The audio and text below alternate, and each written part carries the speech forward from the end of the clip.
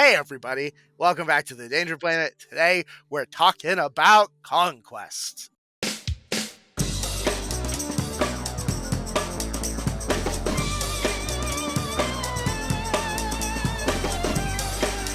Well, welcome back, friends and family. I know this is not what you expected because we are the Danger Planet, and this isn't Malifaux.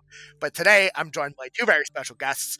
Brendan, who you have heard on the channel before, talking about other war games like Song of Ice and Fire, and that time he did that 6-hour-long deep dive on Jenga. Brendan, say hello to the internet. Hello, internet. Amazing. And of course, no Conquest-related argument of Kings, the last one you see, would be complete. That's a joke that's going to make everyone laugh later, I promise. No conversation would be complete without Ronnie. Ronnie, say hello to the internet. Hello, internet. This is your first time on the Danger Planet. What's it like? How was your trip in? I gotta say, pretty bumpy. Yeah, it's there's a lot of atmosphere in on leaving Earth to get to the Danger Planet, so that makes sense. A lot of guests report that. We're working on streamlining that process, but to do that, we need you to subscribe to the Patreon. And also, where are my free pretzels? Oh, I'm sorry. The pretzels were canceled. That was actually last month's. Quick run! Hit the button. Kill Ronnie. Okay, we did it. Good question. I'll give you some pretzels when we're hanging out on Wednesday. Now. Pleasantries aside, welcome, of course, to the Danger Planet, Ronnie and Brendan. We're glad to have you. A couple months ago, what happened? Walk us through the tale, Brendan or Ronnie. What happened? How did we get here? Well, I mean, a while ago, I ran across this game. I don't even remember how. I just saw, new tabletop war game. Yeah. Conquest, Last Argument Kings. Whenever a new war game comes out, one of the three of us buys some of it, right? That's just always how it works. That's usually how it works, yeah. And then I read the lore. I went down a rabbit hole. I really liked how they were sort of frameworking the world and how, they're sort of, challenging some, traditional fantasy tropes, but twisting it in their own way. Yeah, dude, just wait until we talk about the elves. Oh my god. And just how the company itself sort of tackles the game and sort of making it as community friendly or community interactive as possible is one of the things that I felt was really cool. And then I brought it to the attention of you guys. We bought some stuff. We really liked the models and everything else, which I'm sure we'll talk about. But it quickly became something that was not something that we play a lot of, but when we do play it, we're always this is so sick. Yeah, it's a really Why don't we play this more? And everyone just looks at each other, and then we just keep.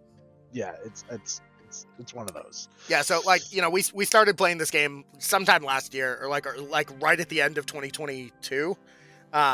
And it's been a wild ride so far. So we're gonna share some cool things about it, and why we think you should try it out. And obviously, we'll be around, and hopefully, if you like this, we'll do more. Yeah. Hopefully. Great. Yeah. I mean, even if they don't, maybe we just force it down their throats. Right? Yeah, maybe we just do. In fact, if you don't like and subscribe to this video, no, that's not how it works. And I think we shouldn't just outright threaten people immediately, but I swear to God, if this doesn't get a bunch of likes, we're going to do so much fucking Conquest content you don't even know. I guess. Just double negative them into a positive? I'm not sure. Look, the point is, try this reverse psychology. All right, so it's reverse psychology. Yeah. All right, so I guess then let's talk about some of the cool things that this war game has going for it, right? I think, Well, let's talk about the fact that Bellum Games, the company. Oh, sure. Yeah. They make 2 games, right? Yes, this is true. Yeah, so we're talking exclusively today about Conquest, the Last Argument of Kings. We've played a good amount of First Blood as well, but we're just going to talk about Last Argument of Kings because it's the one that's kind of unique and different to them and is sort of what their system's based on.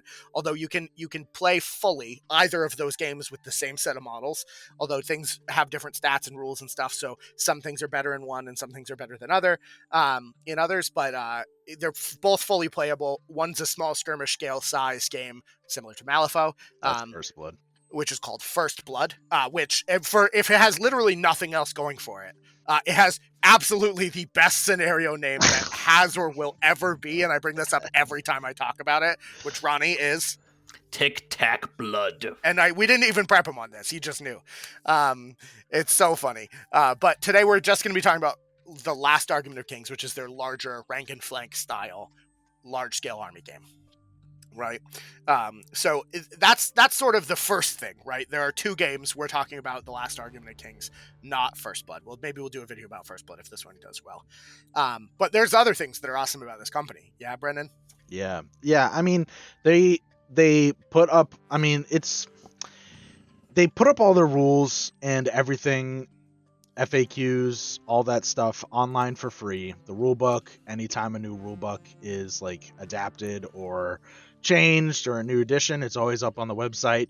Yeah, for free. It's almost like that's the bare minimum nowadays. Yeah, right? I would say that like that, but back when they first came out, that wasn't, right? Because this game just finished its 5th year anniversary this past New Year's, and so it's been around for a while, but it's been sort of a slow burn in the tabletop wargame community, but it's gaining some notoriety, and that really sold me on it. And when they've rolled out their app, it is far and away probably one of the better apps out there for tabletop wargaming. It is easy to use. It flags and tells you stuff if you're missing stuff or why you can't have certain things. And it has literal keywords hyperlinked in the app so that like when you click them, it pulls up what the rule means and what it does. And like they work on it constantly. They take community feedback, and probably one of the better things about it is like I wrote a comment on their Facebook thing when they first rolled out the app. I was like, they were like, how's the app doing? And everyone's like, this is the best app. And I was like, there's a certain other company that has $1 billion more than you do, and they could never come close to making an app this good on their own app. And Bellum Games liked my comment. And I think we all know who that is. Yeah. And they're definitely not dumpster fire of an app that they have repeatedly tried to roll out. So, but yeah, I don't know. It's really cool. Yeah. I mean, as just speaking to the how rad this company is, like, currently there's 8 factions in the game. The 8th faction literally just released like months ago. The models are just now becoming available, which is the Sorcerer Kings. They're the new kids on the block. But every so often they have like a vote for what the next faction should be. And whenever they release a new faction, which they've done several times, the game originally launched with 3, and they've added slowly over time. They community source it, the whole thing. Yep. Which is nuts. They community source the next faction releases, and they community source like lore decisions and story decisions and stuff like that. So like it's all stuff that they have planned already, but then they put it in the hands of the players to actually like influence their living world, as they put it. And you can find like the whole like lexicon of their lore and stuff online too, which is something that I don't know of another company that does. Like not even Malifaux puts all of that stuff out, which is wild. So if you want to read it, check out their website. Parabellum.com, para/bellum.com. Hyphen, I think. Ronnie, since you're kind of the more like lore conscious of the three of us, do you want to talk kind of briefly about like what the premise is and what this world's about? So this world is about, so long ago, a god of order and a god of chaos kind of smashed together, broke apart, and created the world. And now everyone is fighting for their goddamn lives. Amazing. The man's not wrong, ladies and gentlemen. Yeah, so it is this really cool, and you can go online and find a whole timeline of everything that happens, with how there was like basically this once a great like Romanesque civilization, in which all of the human gods died, except for the king, who became undead, started his own undead faction, and everyone else is just kind of suffering from those ramifications. And it's super cool because you have like in the center of it, you have the 100 Kingdoms and their like feudal knight society. Yeah, really awesome. They're the faction we knew Ronnie would play when Brendan and I were first looking at this game. Yeah, Yep. yeah, pretty much. Yeah, they're like your traditional like human knights, everything, you know, soldiery, militiamen, etc., etc. And then like, how about some of the other factions, Ronnie? To the north, you have the great and mighty Nords. So all things Viking, everything that makes Vikings cool, is embodied by those dudes. They're massive, and as Brandon likes to say, they don't carry shields, they carry doors. Yeah, they have doors. Yeah, they hail from the frigid Northlands because every game has to have a faction that hails from the frigid Northlands. And they don't have shields, they have doors. They also have... Oh, I was going to say, picture showing now. They also have for all you high fantasy fans, they do have a dwarven faction. Who were once the slaves of dragons, then rose up and completely and utterly killed the dragons to now bring their own society up. And they have these cool kind of like drakes, like these giant lizard dudes that they ride around with giant cannons on their backs. And they look super cool. Yeah, they're called the Dwagom. The Dwagom. The Dwagom. And they are not dwarves. Oh, okay. Sorry, they are not dwarves. Okay, they are dwarves, though. Yeah. Okay. They are not. Okay, they are dwarves, though. Yeah. So you got two human factions. You got the dwarves, the Dwagom, and then there's a couple other ones that are really good. So you mentioned the undead, right? That's a thing. Yeah. Yep. So the Old Dominion, Brandon. Do you want to sort of talk? Yeah. That? So the descendants of that, the first human empire that sort of crumbled into nothingness are a bunch of like undead Byzantium-esque looking like Roman legion folks. They're super rad. So that's Old Dominion. My favorite faction, and the faction I started with, because I have two now though, is the Spires. So the Spires are sort of like the setting's elves, but they're elves in the sense that they're like aloof and alien, although in this case they're literally aliens because they're from another planet. But they are like undead, or not undead, they're like body horror. They're like elves as directed by H.R. Giger and Ridley Scott. They like genetically engineer their shock troops, and they're all like made out of weird carapaces, and they have like bisected rib tubes and genetic probe hooks, and all kinds of fun things. And that's sort of their jam. They're like biomancy, gross.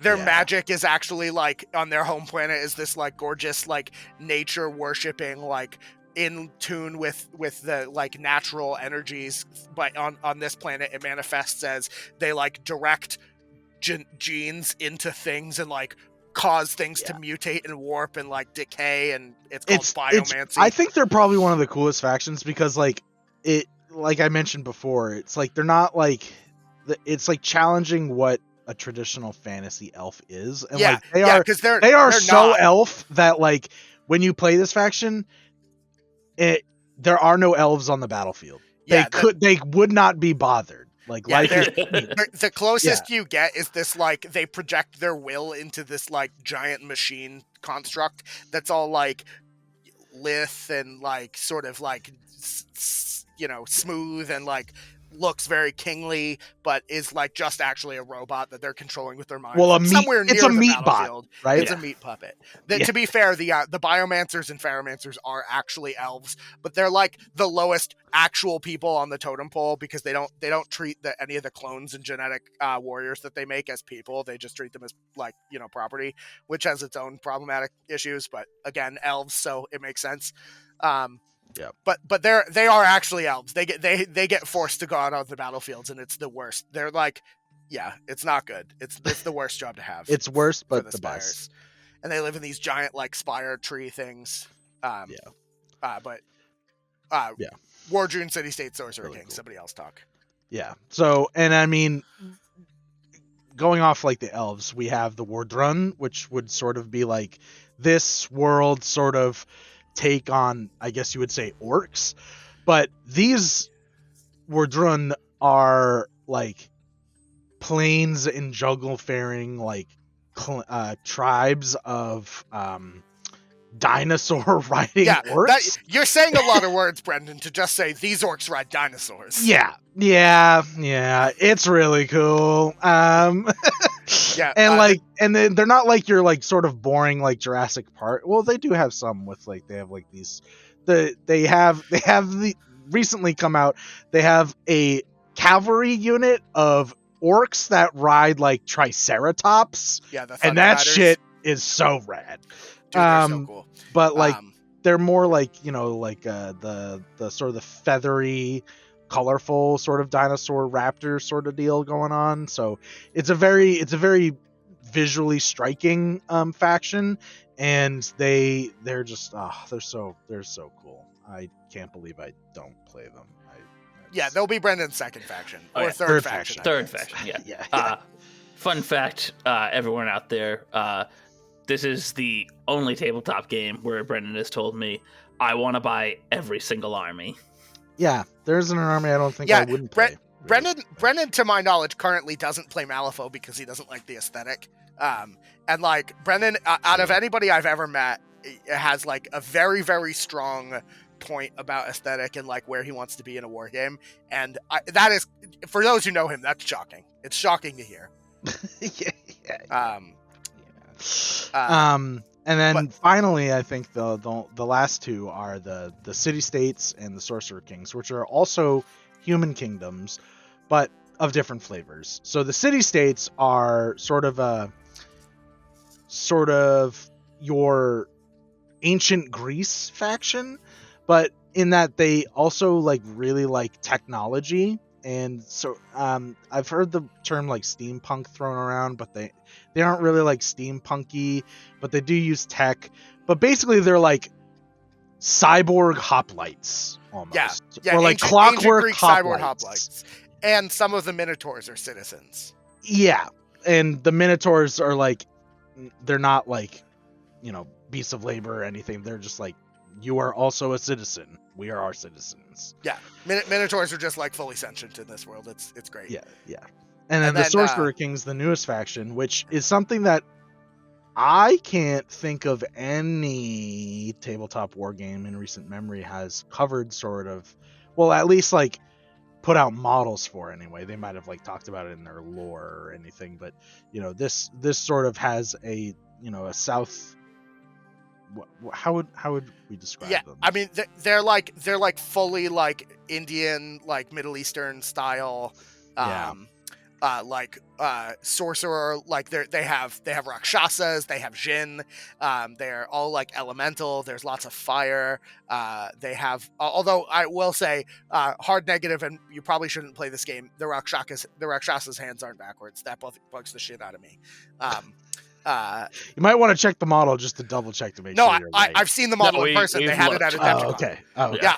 I didn't have time because I was running a Malifaux event and I had to go, but I was trying to heckle them about why the Rakshas's hands aren't backwards, and they didn't like. I just couldn't stay long enough. It's fine. But they're like sort of like, you know, height of like the Islamic like golden age looking. You know, spear and shield wielding people. They have lots of like robes and colors, and like some of the characters are wearing like turbans and other different like head coverings. Very like Legions of Saladin looking. Yeah. Really, it's like if the Tomb Kings were still alive and slightly northeaster. You know, but they've got a lot of like magic-y stuff, a lot of like jinn, a lot of like, you know, rakshasas, that sort of thing. Very, very cool aesthetic. But they're like the humans that were like saw the writing on the wall and got out early and just were like, let's make our own continent. So they did out of magic. Yeah, and that's you know, I think that's a lot on the factions themselves, which is sort of important in the lore. But you know, we like this game because it has great lore and models, but also because it's a really interesting game. Yeah. And so like, you know, there's so many neat things about this game as a general premise. And I think one of the things that we're probably going to try and do at some point in the near future is try and throw up like a battle report or something. So comment down below if that's a thing that you'd watch. so I know that we're not just wasting our time because it's going to take us like 45 hours to shoot and film and edit. But you know, nope, we're gonna do it anyway, even if they don't like it. I mean, we're gonna do it anyway, but you know, it's where it is. But so like from the start of the game, you're really sort of set with how different this is as a war game, right? So we've talked about the different factions, but like list building is really interesting. Brendan, you what do you say? You say it's like a well, it's like warband based, right? So basically, when you go into your app, or if you want to do it as a sociopath and do it like pen and paper, how we used to do it back in the day, you basically you choose your faction, and then you choose your points value just as you would in a normal like tabletop miniatures game. But then like when you pick your characters, they are broken up into war bands, and then based on what characters you've chosen, they give you a list of what units out of the catalog of your faction that they are allowed to take, which can sort of dictate how your army functions on the battlefield. And then if you take more characters, you have more access to more different types of units. But then, you know, it comes with its own ebb and flow. But what it makes it really nice is that, like, you know, certain characters have, you know, basically their core group or mainstay group of units that, you know, must make up sort of the majority of your force. And then they'll have restricted units that you can't take more of than your mainstay units, you know, special rules outstanding. And then there are some units on the catalog that are just not listed at all. So like if I want to take an ice giant, if I'm playing as the Nords, I have to take specific leaders for me to be able to hire them, which I think is probably one of the cooler parts of the list building in general, that sort of sets it apart from other more traditional war games. But like yeah, so like for another example, I guess looking at like the Spires lists, right? So you have biomancers and ferromancers, you have high clone executioners. But you know, if I take a biomancer and then look at what options he can take in the app or on the army builder, which is what we'll be showing on the screen, you can see they have a relatively small pool of mainstay units, just bound clones and force grown drones, which are two different types of the like force grown shock troops that they make. And then they have a bunch of restricted options. They can take incarnate sentinels or the massive abomination or the desolation drones or beasts, but you're not allowed to take more restricted units than you have mainstay. That's the general premise, and every single character leads their own warband and has their own specific bits of troops that they're allowed to take, making list building really interesting and unique, and sort of top down. You pick your character, pick some guys for them to come with, and every character has to have a unit that they join. Characters don't wander around on their own. They're all part of the unit that they come with, and they have to have a regiment, unless they're like single giant monstrosities, you know? Yeah. So that list building in general is really interesting. But that's just like pre-game. During the game, you're immediately beset with how different and interesting the game is. Yeah, you don't start with units on the table. Yeah, it's wild. Yeah. So at the start of every round, you will roll to see which units come on. And it's all broken down into the number of rounds, and each unit is broken into a type of either light, medium, or heavy. Lights come on first, then mediums, and then heavies. They really wanted to try to like simulate the clash of battle. So like your light guys or your skirmishers, they're running in first. They're super fast. Your medium, your standard troops, and your heavier, you're like really like either your tanks or you're just like really hard hitters. Yeah. And you know, every game sort of feels like this massive big sort of battle, because you have all these, like you're playing basically on a board that's like 4 times the size, right? Because you like all of your dudes start on the edge, and it's just it's cool how they extract out like sort of the boring parts of the game, where you like set up these like 105 models and then they just sit there and do nothing for most of the game. Yeah. But also, or like you do this like back and forth with your opponent of like, this is where my unit's deployed now deploy your unit, blah blah blah blah blah. It's like, no, like you get the game rolling, and then like based on the scenario or how the flow of battle is going, you can try and reinforce your different units at different parts of the battlefield. Yeah, which is exactly. Like, really cool. you know, you can see, because, you know, heavy units don't even start to come on until turn 4, right? Or is it Yeah. 4? I think it's 4. 3. Is it 3? Oh, heavy 3, units 4. can't even show Right. up until 3, right? So Yeah. like your big hard hitting stuff, you get to like see how the battle is starting to flow before you decide where to commit them, which is just the coolest mechanic. And then it's I think, also a sort of like an alternating activations game, right, Brandon? yeah, very much so. Yeah. Which, as you know, we at the Danger Planet are particularly passionate about. Screw Warhammer. Oh, you're awful. Games Workshop, I hate you. Oh, sorry, just had to clear my throat there. I'll cut that, but fuck Games Workshop, Jesus Christ. I won't cut that though. Okay. Just hard keep that in. Yeah, I'm just Don't gonna let them know. I'm literally just without any more context. I'm gonna cut all this. I'm just gonna leave in fuck Games Workshop. Okay. Yeah. And you're a bad person. No, it's fine. But yeah, so yeah, alternating activations is the name of the game. It's, you know, it's a modern war game for a modern crowd. Yeah, but how they do all the alternating activations part also is interesting because they use cards. Mm-hmm. And you know, again, here at the Danger Planet, we love war games that use cards. So I mean, like, yeah. So like, do we want to talk about that a little Oh bit? yeah, 'Cause I mean, I will really say cool. it still uses dice, but it uses dice in the strangest way, because 1s are the best thing you can roll and 6s are the worst thing you can roll. But so you'll still use dice for like shooting and attacking and moving and stuff and all that. Yeah. Bit. If I have one critique at all about this game, I think that it's that, because like,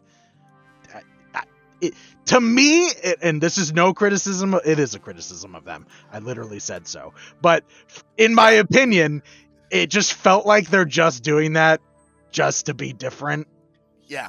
It's like, I mean, it's fine. Like, but like sometimes I'll roll dice and be like, oh wait, I just rolled like shit. And then I'll hear one of you guys be like, what the hell? And I'm like, oh yeah, the ones are good.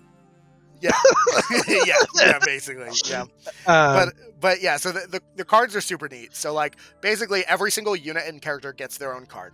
And then rather than sort of go where I'm going to take 45 minutes and you can check out and go like read a book or take a nap or something while I'm doing my whole turn and you have nothing to do, I will, at the start of the game, as will my opponent, take all of the cards for the units that came in or are coming in on that turn. Or are on the board. Or are on the board, right? And then you put them in whatever order you want to activate them in, taking into account what your opponent gets.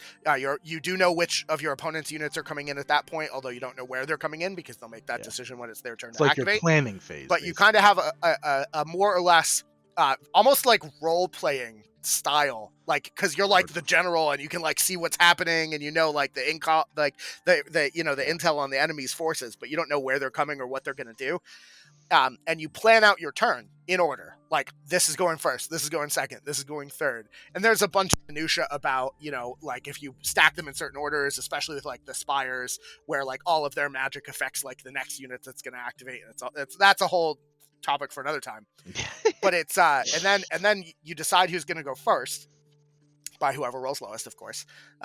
Smaller number of units, cards in command stack, gives you a plus or minus one, and then whoever goes first flips their top card of their stack and activates that unit. Yep. And that's it. And so then on it's my so turn, forth. And then I flip my top card, and we go back and forth with our plans, because the whole game is like literally just built into this planning phase. And like you have to decide what's important, when you want to go take objectives, when you want to do this unit. Every single turn after the second really is always like, crap, these guys are on the brink of death, but if I can get them to activate first and kill Ronnie's super expensive knights, then like don't I'll worry, be able to they survive. won't. I mean, but what it's also interesting is that like, even if you like set the stack and you have like, they sort of even give you like a, if you know magic terms for I think a sideboard is the wrong term, but like they give you some choice again, in that like if you took multiple of the same unit and you flip that unit's that unit basically icon's card over, like if let's say I have 2 units of knights on foot, right, and I flip a card and it's one of the knights on foot cards, I can then choose which of the knights on foot unit I want to activate. The cards themselves aren't like, it's not like knights on foot unit A only. Yeah. which it's really wraps up the sort of the list building and the detachment deciding, and if you have 2 units of spearmen and one has your character in it, do you go first with the one with your character and get them into position and then attack, where like your character fights at the same time, and or do you go with somebody else? It's just this super super meaty system that's really intuitive and just gets everything down to the action like right away. Yeah, it's really sick. I don't know if you have any other thoughts on that as a premise, but Ronnie, no, anything you want to add? There is one thing I wanted to add, because Yeah. it's something I just realized as we were talking about all this stuff. Because something that I always found out really cool that they do is that they have units they haven't released yet, rules, like on the app and up. So you can actually like playtest stuff before they actually make models for it. Yep. Yeah, because in last argument, all you have to have is the bases, right? Like the movement trays that the 4x4 base slots or the 1 base slots for the larger models are sized appropriately. Everything's on them, so you can proxy whatever you want. And in fact, you could do what I do and have like 25% of your models built and then still be able to play the game immediately, because you can just. I mean, if you have the basis to do that, but Yeah. But hey, you can buy the bases separately. Just saying. Port Parallel Games, Bellum Games. Yeah, check out our merch link in the comment. No, if only. Maybe actually we probably should contact them. I know they're really good for creators and stuff. Keep this in. Yeah, I'm keeping this in, and that's just so I remember it while I'm editing. But that's I guess that's sort of everything that we really wanted to talk about, right? We talked about the lore. We talked about how the game is really unique and interesting and different. We talked about how the units work and how it's alternating activation and cards. And ultimately, guys, I think this war game is really cool. We've been playing it for a good amount of time now, and we're not jumping the gun. Like, we've been playing this for almost a year and a half. I've never really found, the only negative thing I have to say about it is that not enough people play it near us in our immediate game store, right? Yeah. But every time I'm out at Adepticon doing a Malifaux thing, or Gen Con, or Captain They're Con, there. or Nova, or fucking everything. They're everywhere. We're really excited. So if this sounds cool to you, or you want us to go over a how to play, and faction breakdown stuff, what armies battle we reports, play and why, and tell us down below. Let us know what you want to see, and we'll do what we can to bring that back. And I guess I'm gonna probably cut this out. But so I guess ultimately, that's what I got, right? Thanks so much for coming on and talking with me, Brendan and Ronnie. Anytime. Anytime. My pleasure. Keep an ear to the planet. Special thanks, obviously, to our Patreon supporters who let us have some extra breathing room to branch out and see what sticks. Hopefully, you guys this are the gas. Yeah, very much so. And if you want to see what we got going on there, and get some cool perks, I'll make you cookies. That's a real thing. Check out our Patreon. I've taste tested these cookies. Yeah. Also, like and subscribe. Comment below. Feed the algorithm. The YouTube machine needs to know. Feed the inexorable elder god that is YouTube. Yeah. Because if it wasn't at one point, it is now. And that is all. Oh, and join our Discord, right? We have a Conquest channel. People talk about it there. I will too. Well, you'll have to now. I have to now, and if we don't have it, I'm sure about to be literally going to the Conquest. They can't prove when you made it. So yeah, they can't prove that at 9:44 p.m. on April 25th, 2024 is when we're recording this video, and they won't be able to check the Discord logs to make sure that it doesn't exist, and I made it right now. So that's all I've got.